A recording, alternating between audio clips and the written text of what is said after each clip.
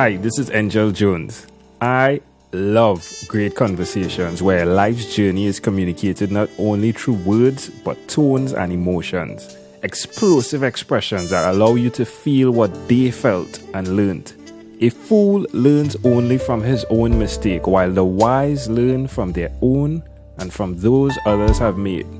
Thanks for being here with us. Good morning, Anthony. How are you today? I'm doing fabulous. How about yourself? I am excellent, my friend. It's a pleasure to have you on today. The pleasure is all mine.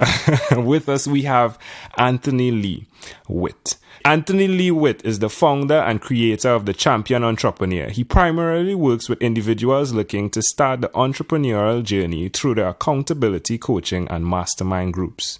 He believes that everyone can become a champion by focusing on strengths and developing a mission, vision, and purpose, their career and life. Anthony, are you ready for this? I am ready. Anthony, I'd like to know, what talent do you have that you believe is responsible for you being on this podcast today? What talent do I have? You know what? I'm not sure if I deserve to be on this podcast today.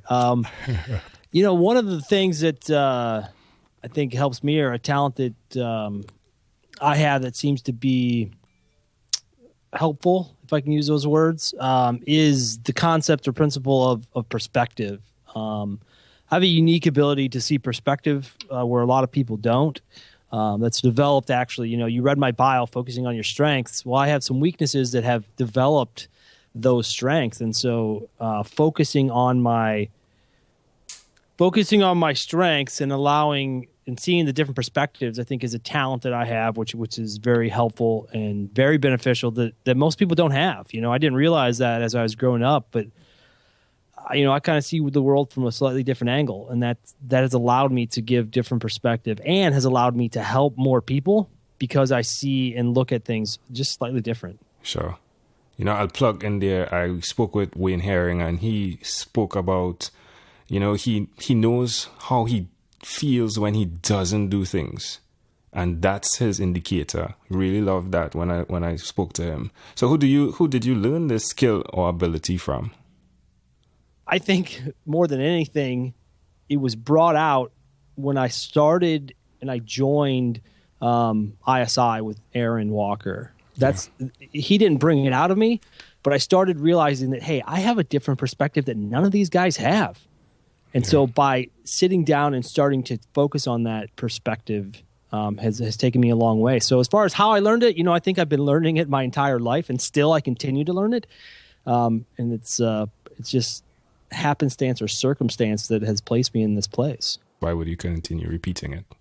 I see things from a different perspective. That's my quote unquote unique talent, or my unique ability that I've developed because of my weakness. But somebody else might have a different weakness. You know, someone else might develop an empathy weakness where they are extremely good at connecting with people because of their weakness or whatever has held them back. So I start tackling this because too many people live in the shadows with their weaknesses, and they allow their weaknesses to be what controls them instead of the strengths that have developed through them. What is one thing you've consistently done for the past 3 years? So one of the things that I have found, and this is actually something I didn't even really realize that I was good at until I started talking to people, which is actually what I was going to say I consistently do. Yeah. Which is connect with people. Why would you suggest that someone else adopts such a habit? Because it opens doors, man. What is your earliest childhood memory? I mean, you know, I might have been 3 or 4, and we used to live up against a set of wooded area, and it had a ravine. And me and my older brother and older sister and a couple of the neighborhood kids went down and were playing in the creek, and a bunch of us got in some what we called quicksand, but really it was just some deep mud. And I think we lost 3 or 4 pairs of shoes. Of course, I had a brand new pair of shoes on, and I lost one of the shoes, and we never found it. And of course, we all got in trouble. So, you know, It was a lot of fun, but it really just points to the camaraderie in the community that I was able to grow up in, which was having fun with a lot of people, which was my brother and sisters and the family friends. So that was probably my earliest childhood memory. Why do you think that memory is so clear? Ah, man, great question. I don't know. It might have been because we got in trouble afterwards. Yeah. It might have been because we were having a lot of fun.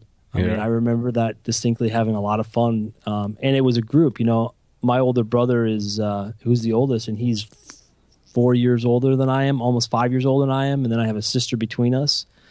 So, getting to play with everybody at the same time, I think that community is why it's a memory for me. So, have you chosen someone to teach your skills and/or talents to? No, I'm looking for the person. Are you married? Yes. Do you have children? Yes. Do you believe in God? Yes, sir. Your favorite song when you were 12 years old?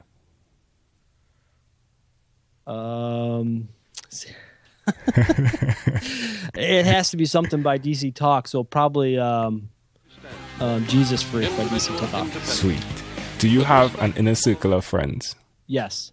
Do you watch TV for more than 3 hours a day, part A, and 3 hours per week, part B? No and no. My friend, is there anything you would like to share in closing?